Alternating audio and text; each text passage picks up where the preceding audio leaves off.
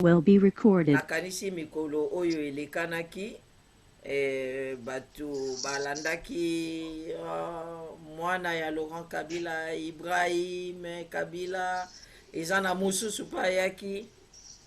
Alors mwana wana akosenga alobi ADN esalema, asengi ADN mango esalema na ye moko te, esalema na bango nyonso oyo nyonso baloba baza bana Laurent Kabila basala yango, e basala yango mpe na sifa bango nyonso mpo ye balobi mama na bato biso babanga toleka nde baloba ata naza fils adoptif ye aloba naza biologique. Alors so oza biologique, bon biologique abangaka nini?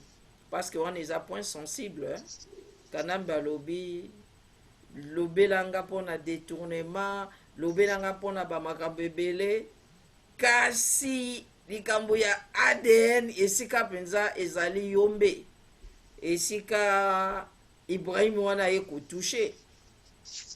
Nakanisi mpe eza na pétition oyo ezwa kotambola oyo esengami na pariko bato baremplir yango. Kasi ngai elo na olobela boye, justice wana eza justice oyo eza ya Kanambe, ya basoi-disant batuti pawe. Kaka justice yango nde yango wana nde ekotala makambo ya ADN wana ya Kanambe, ou bien eza kokotaka na ordre ya babiloko ezali ke maintenir bato na badiscrétion ekomemati na 2023, ou eza elo moko ya ndenge wana. Parce que si on atteint une dimension, on a dit, oh, qu'est-ce qui se passe? Nathalie, par exemple, il y a un pasteur Moukou na Babiloko, il m'a le bien soutenir, parce qu'il n'y a pas le bien. Non, il faut besoin que ça procès, il faut que Laurent Kabila. Mais si on procès, on va rater ça. Et ça passe justice, on va Kanambe. Et puis, Kanambe, tu vas bomber.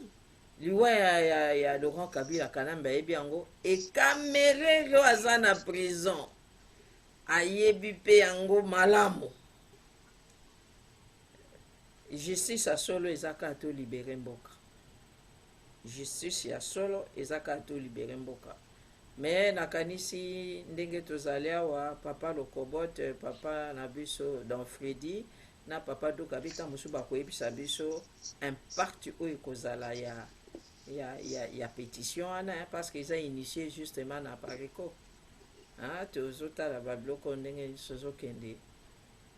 Et oko remarqué même si konde tozali so ozwi diaspora, ozwi penza résistance, discours ya soulèvement populaire eza na ampleur makasi te. Pourquoi eza so na ampleur makasi te? Parce que solution na biso eza nde okende kuna.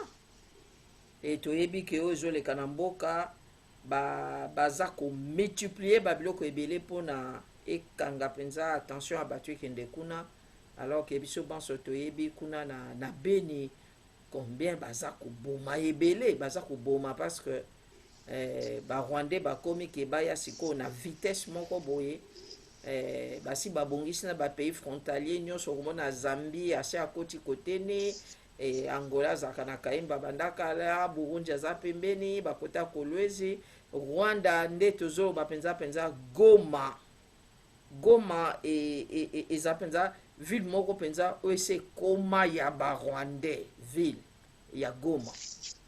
Alors tozomona Congo Brazzaville no alobi te, toke kote ya province orientale kuna eza bambororo deja kuna baza na kati République centrafricaine oyo oyo baseleka, et okoti na kati ya mboka ba dispositif baza kobongisa militaire kokunda ba arme kobongisa partout, na ba hôtel mususu ba bomba ba arme, parce que période moko ezaki même na hôtel Mimile na Matete, et bomba quand même et ba Rwandais musukuna na kasi nde tozali awa ekosama mpe ba Rwandais baza kuna. Et so oke na République ya Gombe su côté mususu état major ya Ruberwa kuna bandaka ba Rwandais kuna eza na ba arme eza na Kinshasa ba coin nyonso. D'ailleurs information mususu ko tozwa mukolo mususu na Sainte-Thérèse wana ka ba moni ba camion zaka kokota na ba militaire bamo bamituna bakenda wapi, babombama wapi, bazali wapi, batika bango wapi, et voilà babiloko eza koleka. Pendant ces temps-là, et batu bafandi calme, baozela donc ceux qui bolandi eloko yango bandeko bapapa na nga na olobelo moko chaque fois, oh le Congo restera indivisible, ezali mboka ya vulusi kibango eza boye. Ce n'est pas ba slogan wana, c'est pas ba slogan wana nde moto esaki babotola biso mboka te. Mboka bazobotola biso eza kokende be biso trop de slogans. Na diaspora to eza susu na ampleur wana susu te ya soulèvement populaire. So tala on na diaspora eza susu mingi te. Na ebite soki papa Dokabio kolobela nga le contraire ce kozali, alors que eloko wana il faut fanda na mito ya bato. Naza kuti nesengona na émission mona Kinshasa na kotanga komba moto yango te, peut-être ko exposer bo bazala komona besi bake koluka moto yango et alobi bolinga te bokotelema babandi misala na kati ya mboka babi biso na kapitala tukosala siko penza tokobima oya koleka leki tozosala makambo na bi ok voilà bisika otolingaki. Mais bapapa na nga na epai na bino okoremake ki ampleur eza su mingi te, puis bapapa mpona koexception impact ya bapétition ndenge eza wana par rapport na justice oyo ezali na maboko ya bachilombo. Voilà nayebi te soki bino bolobi nini nango papa Dokabi na ye na epai na yo ha mama kati toloba na likambo ya soulèvement. Eh bien mpona oyo etali soulèvement, c'est vrai que toshi tolekisa bamessage ebele la population ayebi, mais yeba ke soulèvement ezali aboutissement ya ras-le-bol ya peuple. Ce n'est pas le fait ya kolobela ngo mingi ke yango ekosalema omoni, parce que tango soulèvement esalemaka na 59 baradio moko te ezalaka kosala yango propagande à l'avance. Mais il y a eu ce que j'appelle là aboutissement. Il y a un certain nombre, il y a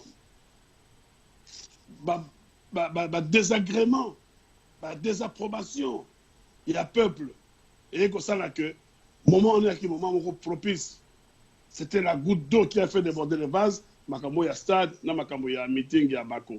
Poup, tokei. Donc le soulèvement populaire dans le Congo est inévitable.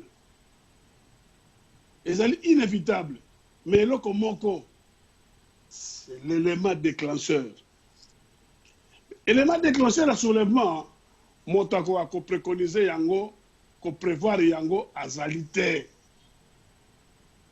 Nous ne sommes pas en mesure aujourd'hui à Koloba, qu'est-ce qui va déclencher le soulèvement populaire dans le Congo. Tout ça en mesure. Ce que le Biango, ce serait prétentieux de notre part. Mais pourtant, tu as dit que écosalema. Parce que nous sommes convaincus que le peuple congolais dans son ensemble en a marre de ce qui se passe au Congo. Jusqu'aujourd'hui. Il en a marre. Malheureusement, ce peuple-là, comme l'avait dit plus d'une fois M. Honoré Ngwanda, Azagolokola éléphant, ce qu'a vendu, Azalou, poitelema. Mais mon côté l'élément, mon quoi arrêté était. Il atteint la vitesse de croisière et c'est fini. Il faut que des Tina Souka, il y a les Camerounais. Donc, de ce côté-là, n'ayons pas d'inquiétude. Parce que, Makambo est bon qui toloba. Moralisation est bon qui sale. Conscientisation, sensibilisation, to sala yango. To sala yango. Donc, le peuple n'est pas sans savoir que Makambo yo, biso tolobaka na poto, et ça, la réalité, oh, ils ont ça là que, ils ont pourrir bango vie. Bah, yebi yango. Mais parfois, comme on a, peuple moka tomboki, attend la gauche d'ailleurs, mouvement tombo le golaye. Attend la droite, mouvement bolembo zawana. Il y a l'embissinam. Mais il y aura bien un jour où à côté la gauche, Montakanda, attend la droite, Montakanda bidi, tout élément, bah, télémi, peu ekokenda. De ce côté-là, tout ça l'inquiétude, mais c'est vrai que biso toali na mosala yako informer, yako mobiliser, yako sensibiliser, pe yako kopesa peuple koyebisa bango bazoleka na mboka tolemba te tokonde kosala yango toza sûr que ça va aboutir un jour à une solution parce que ça dépend de ils dépend de la vie na biso tozonga sika likambo ya Ibrahim Kabila qu'on n'avait jamais vu auparavant, que tout d'un coup apparaître comme un éclair, pouf, avec le Kabila, qu'il réclame examen ADN. D'abord, ils vont prétendre que Kabila, pour Bayeba, qu'il est et qu'il ne l'est pas exactement. Moi, je suis le fils de Grégoire Mpengeke Lansikou. C'est le nom de mon père. Ce qu'on vient de dire, c'est Grégoire était, alors que moi, je suis un homme politique, mon cher ami, mon père a été enterré à tel endroit. Son corps est là. Ma mère a été enterrée à côté de mon père. Leurs corps sont là. Allez faire des prélèvements. Oui, on sait le prélèvement pendant que Makila, Soko Soy, Soko Dili Bolingi, bon, on sait l'examen ADN. Donc, comment les locaux m'ont dit que bon est raté. Sauf qu'on s'assure que voilà papa na yo, voilà maman na yo, il y a pas de maman sif à maman na yo. Ben, il n'y a pas de problème. Mon doigt est emballité. Car c'est comme ça mon compte. Enfin, tu as assumé des fonctions dans ce pays. Peuple, à côté de moi, doute, hein. On a toujours mon compte. C'est la vie, non?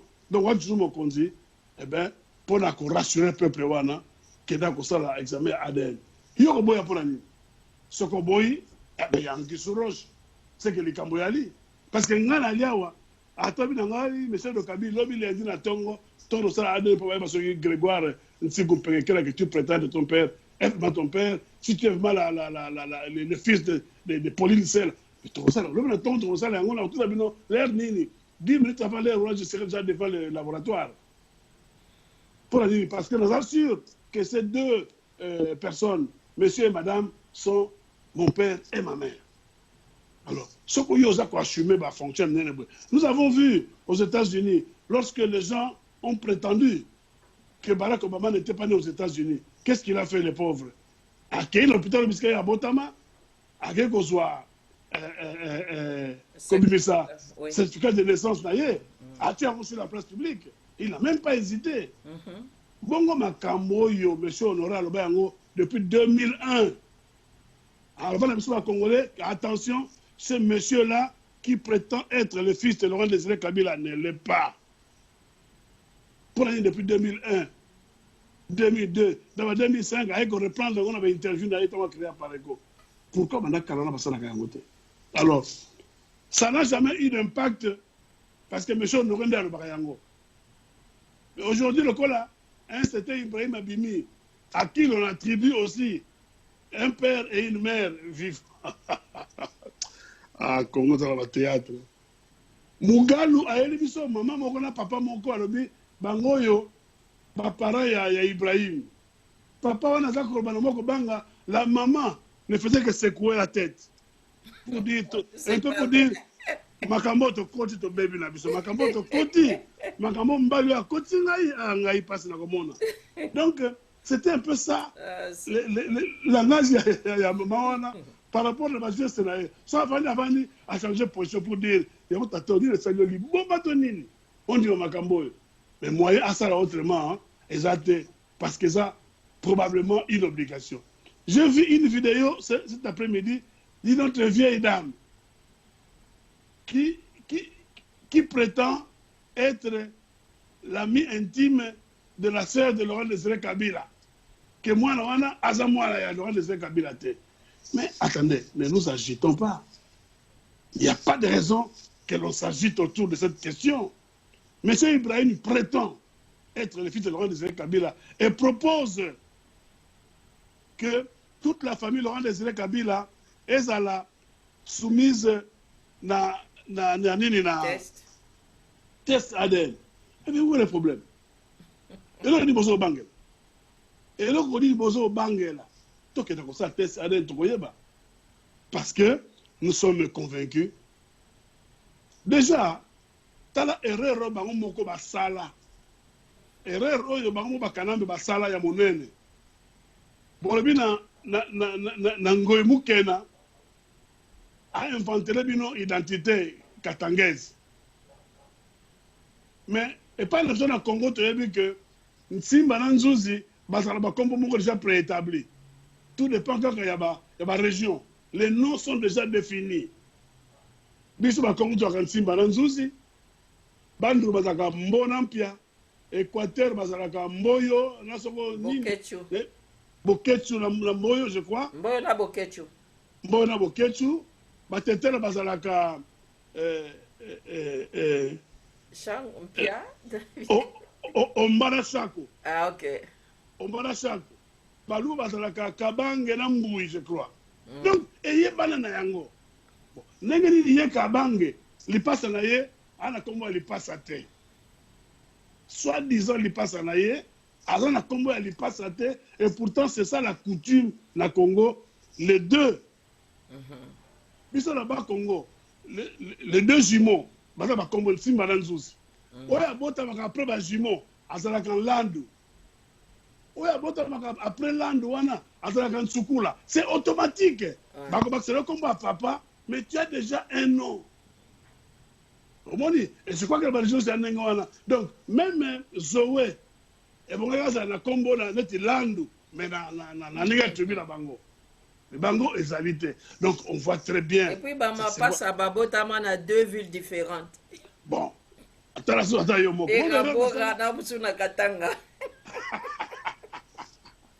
Donc le kuta et aramakolo mikuta le tolobaka toujours les kenaka mosikate.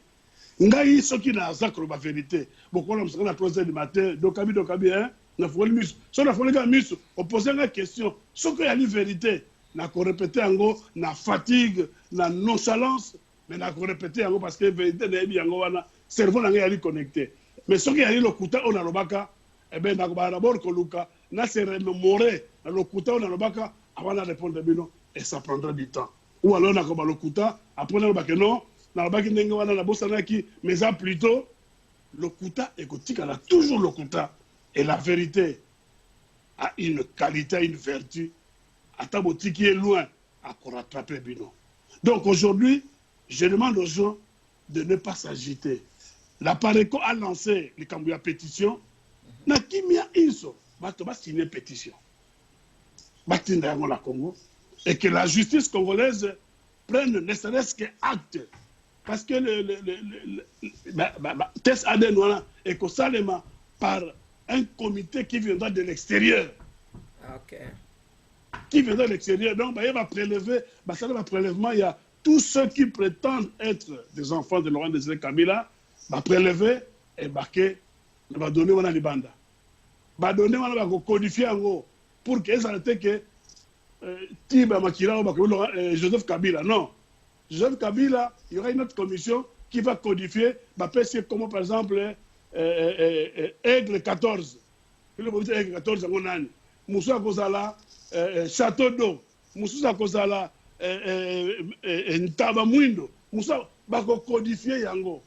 Et après, tant que Kozonga, va remettre Yango dans la condition pour dire Aigle tel, c'est Kanambe.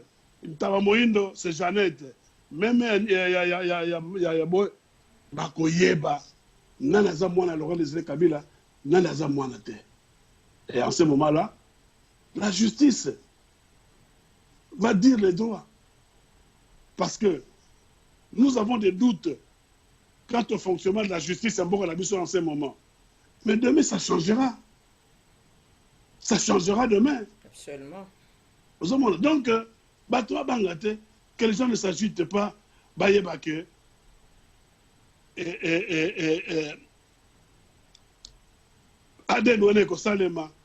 Parce que Laurent Désiré Kabila Koufa, mais autre chose, il faut savoir, il n'y a pas de doute. Pour ceux qui ont encore des doutes, il faut voir que la personne Oyo Azali, à la base, il y a mort de Laurent Désiré Kabila, c'est lui-même Kanambe. Ça se saura demain, la vérité Kobima.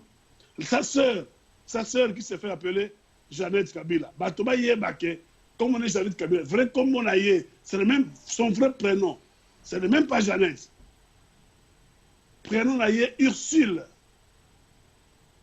Comme on est en Boka, Herzegonde, qui n'a rien à voir avec Kanambe. Donc, attends, moi, on est à Kanambe. Azali, c'est mec qui est à Kanambe. Comme on a yé Ursule, Herzegonde, vrai comme on a yé papa naïe, maman naïe, papa ça yé Yangowana. Mais le moment venu, ekoyebana. Bato va retenir, que ces groupes-là, ces petits groupes-là, c'est un groupe de faussaires. Quand le moment sera venu, la vérité éclatera au grand jour. Et nous réglerons une fois pour toutes cette affaire qui, du reste, a fait couler beaucoup d'encre et de salive. Papa, le commode de Merci, Papa Do. Maman, Cathy, sincèrement, on a vu sur la résistance. Est-ce qu'il y a un doute que Kanambe Azamwana a Kabila te? On a lobby d'abord pour la vu sur la résistance. Alors, ceux qui vraiment, tous en montagne pour parler de Bakabwana, tous l'extérieur, maman. Au Yébi, et là, comme on a remarqué, chaque mois dans Congo, il y a une distraction. Chaque mois.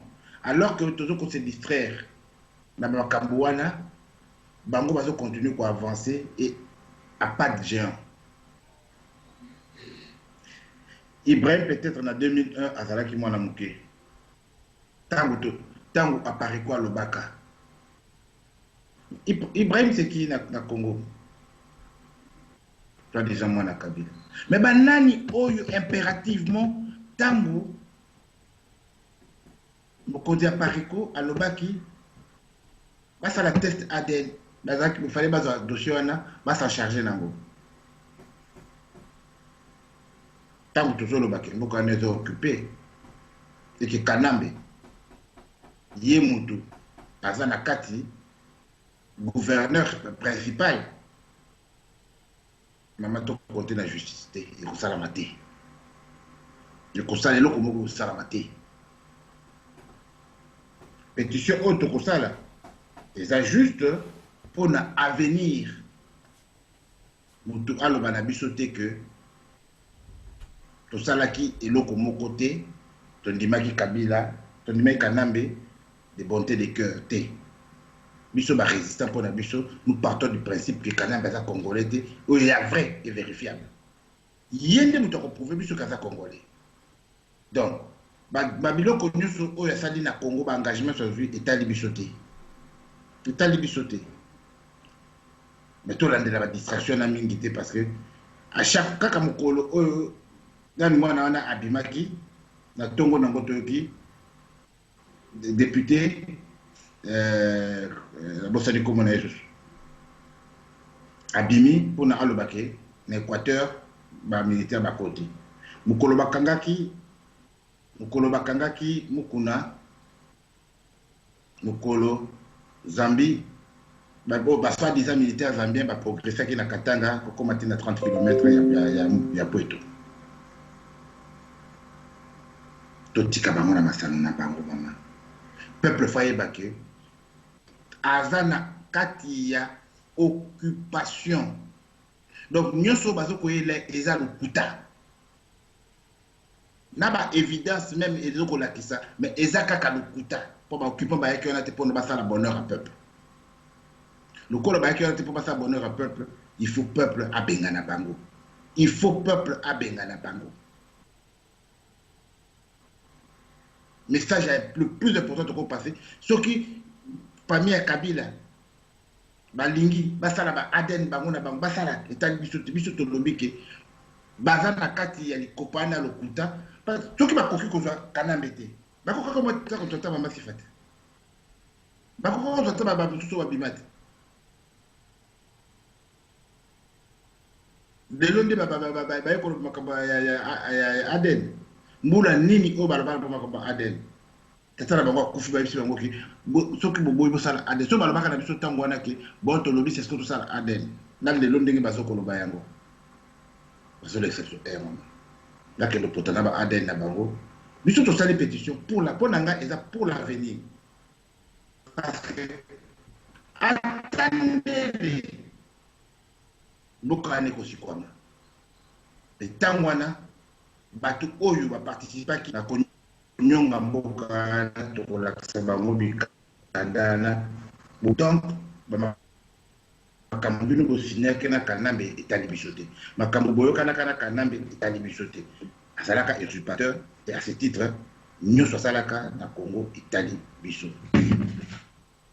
na likambo mosusu oyo koloba ya mama bolivisi tellement papa to kabeza kitaming na bosani ko rappeler ngate olobaki deuxième fois moko ya nini na makati na este kuna nde baza koboma mingi na beni Gomeza accuse déjà na bango wana mort Kabila et puis soulèvement populaire. Merci. Pour le soulèvement populaire, dès que papa de Kabila le soulèvement populaire qu'on s'est décrété et Kokoma. Et Kokoma, c'est vrai que nous avons obligation de faire koni pour moto et pela. Tout ça qui est en mingi. Mais tout et l'eau koni n'y poser question il y a bien. Pour nous sembler qu'il n'était là l'ité.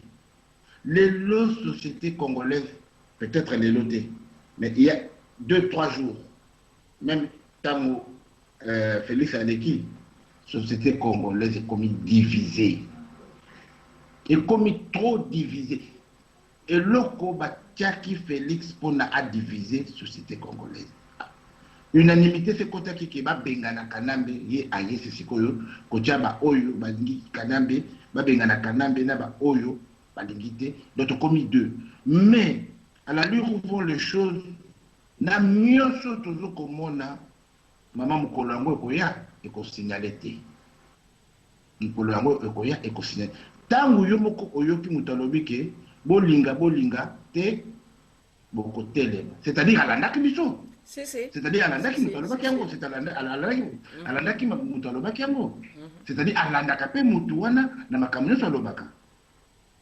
Balinga te mama bakotelema. Oyo komi na Congo lelo parce que continue na Congo. Mokolango to reconnaître Congo te.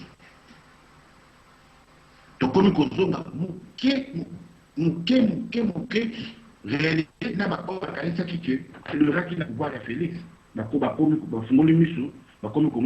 Effectivement, donc, des illusions, des poutines à Bango, Bamonde Bataliboso, Basilika Makati. Non, Bakomozonga, c'est vrai. Bakomozonga. Aussi, ici?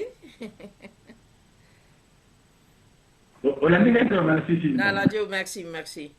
En tout cas, bakomozonga na bato nyonso yo bawelelaki Chilombo boye et bakomi ko se remettre na ba bon sentiment de komi kozonga parce que ezali kambo ya mboka ezali kambo ya mboka ndenge tozoloba que soki tolobi tobundela mboka te tokozala baperdant biso nyonso tozala baperdant me bapapa na nga soki mpe moto oyo azalaki na kati lelo oyo azongi na bon sentiment eske toyambe te parce que mikolo nyonso toloba bazonga na basentiment normal mais soki mpe moto azongi toyambe te ou bien tolobi toyambi yo mekede nsima na biso. C'est ça? Mais discours to salaka. Quel est le sens du discours to salaka? Bato ba ko sala mabe, bazonga na conscience. Yo pour ça ka discours wana. Mais ce comme mutalobi ka na zongi na conscience, alors il faut s'imprégner du discours. Il faut afficher un certain comportement. Il faut afficher une certaine attitude. Il ne suffit pas de dire donc ah non. Eh ben, il s'est agi d'un processus. Donc, je prends l'exemple, par exemple, il y a Moukouna. Mais qui doit aller vers qui? C'est logiquement. Yenda koya vers Biso. Et alors? Parce que Biso te bougeait. To bongo le malobate, to bongo le loko mokote. Yondo zalaki kuna ke Kabila to bet le maboko. Mwana mbali wana za kusala musala, to bet le maboko. Lelo lobi ke non na longoli maboko wana na retirer yango. Eh ben, yaka alors faire biso non. Yo ye vers biso te olingi ke toya vers yo na bandi liboma te juste toya vers yo te. Nous avons un programme, nous avons une stratégie, nous avons un parcours et nous poursuivons ce parcours-là. Tout ça, le moutou à train, n'a pas voiture de belé. Olingi au mati, au boy au kiti et tal bisoté. Mais nous sommes la locomotive, tout ça qu'on a avancé, tina terminus. Problème de Yangoan, voilà. Ok, merci. Oyebi, mutu pona koma. Il a facile, hein? Mais pour nous, abongo la motema, akoma malamu, na éviter les difficultés à la rango. En tout cas, oyo namona na mokili, moi expérience moke naza nango. Moto oyo abongoli motema, ata na église, abongoli motema, bapesaka ye nanu temps ya koobserve ye. Asala ba preuve na ye que abongoli motema. Ce n'est pas du jour au lendemain kaka ndenge wana boyambi. Ce n'est pas du jour au lendemain boyambi. Et même histoire il a kisi biso que mingi babongolaka motema soki ba remarquer que la situation na bango est changée. Il faut to yeba abongoli motema ponani. Mukuna abongoli motema toto kakana ye. Mukuna abongoli motema pona nini. Soki abongoli motema pona à reconnaître que mboka na biso za occupé et que nyonso ezali wana nyonso zo salamana na Congo eza kotiola bana Congo. Eza lokuta eza mystification ya makambo kutu totala te asali table rase na makambo nyonso wana na koko lokupe ça est bénéfice du doute. Mais ce qui a lobby nanga abongoli motema parce que aini kanambe pona asa kokine na moto oyo kanambe apesi pouvoir o biso sotozomona na kondimate alors na koyamba ete c'est kabongoli motema te abongoli motema pona ba intérêt oyo bandaki kozwa tansu ba arracher. Ngai na yo na papa do Kabila ba résistant mingi soki to bundaka. Eza te mama soko tali pona ba intérêt oyo immédiat. To bundaka nde pona to libérer mboka. C'est-à-dire que soki lelo ekomi ke na bitumba na biso oyo to bundaki to tika mokili. To accepter yango, to bénéficier na nini? Rien. Tozoluka bénéfice ni tozoluka nde mboka etikala ezongela biso na maboko. Mukuna zoko bunda pona bifteki na ye ba arracher.